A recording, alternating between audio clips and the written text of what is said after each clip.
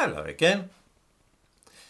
I suppose that I cannot really pretend to be surprised that after talking about the Battle of Waterloo yesterday, some of those commenting here should refer to the old legend that Nathan Rothschild was present at the battle and raced off afterwards to be the first person to reach London with the news. As a result, knowing the news before anybody else in London, Rothschild allegedly made an immense fortune. This is, of course, all part of an elaborate anti-Semitic conspiracy theory which holds that the Jews run the world via families like the Rothschild, and the entire capitalist system in the West is controlled in this way to the benefit of Jews. It is always attractive to have one special group of people whom one can blame for all the ills of the world, and the Rothschilds fit the bill perfectly. There are many variations of this idea, one being that all our paper money and finances are in the hands of Jewish bankers and financiers, of which the Rothschilds are the most important. In many of these myth systems, Waterloo is important because it supposedly provided the foundation for the great wealth which the Rothschild family were able to accumulate during the 19th century. The truth is, of course, that Nathan Rothschild was not present at the Battle of Waterloo, and the idea of his mad dash across the Channel to be first in London with the news was simply invented over 30 years after the Battle of Waterloo. It first appeared in a pamphlet published in Paris in 1846, signed by somebody calling himself Satan. There's no contemporary source for the story, and as far as anybody knows, the first person to bring the news to London was the official messenger from the Duke of Wellington, Major Henry Percy. Another myth suggests that the Rothschilds used trained pigeons to carry the news across the Channel. That's all rubbish as well.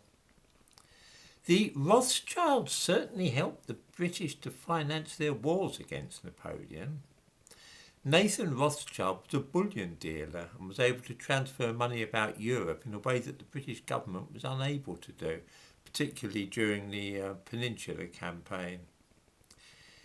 This is because he was German, and his brother was also in the banking line, so they had an international network already. The Rothschilds operated a courier and intelligence service which they allowed the British to use. 8 years after the Battle of Waterloo, the London Times wrote in an editorial, "Mr. Rothschild played so important a part in the history of the present generation that it is most probable that his proceedings will never be forgotten." The British Commissary-in-Chief at the time of Waterloo wrote of Nathan Rothschild, "I, who know him so well and who in the discharge of my public duty received so much assistance from him, can safely pronounce him to have been the most capable, skilful, upright and liberal in the whole course of his employment as an agent of the state." In other words, the British were profoundly grateful to the Rothschilds for the assistance that they rendered in defeating Napoleon. Of course, they were businessmen, and there was a strong financial profit to be made in working for and becoming indispensable to the winning side in the Napoleonic Wars. Nobody would deny that for a moment.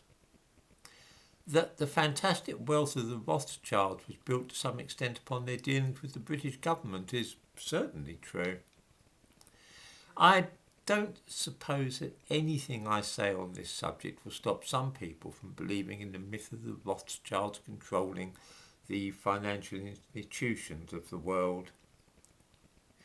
It is, of course, completely mad to think that a single family could really be that powerful, which is why the Rothschild story is often combined with the protocols of the Elders of Zion, to show that they are simply one arm of the vast and malevolent octopus which is world Jewry.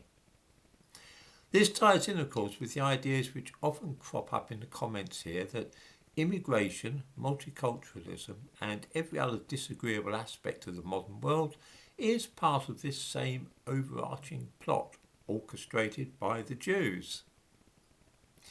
An even more up-to-date version of this is, of course, the Great Reset proposed by the World Economic Forum in 2020.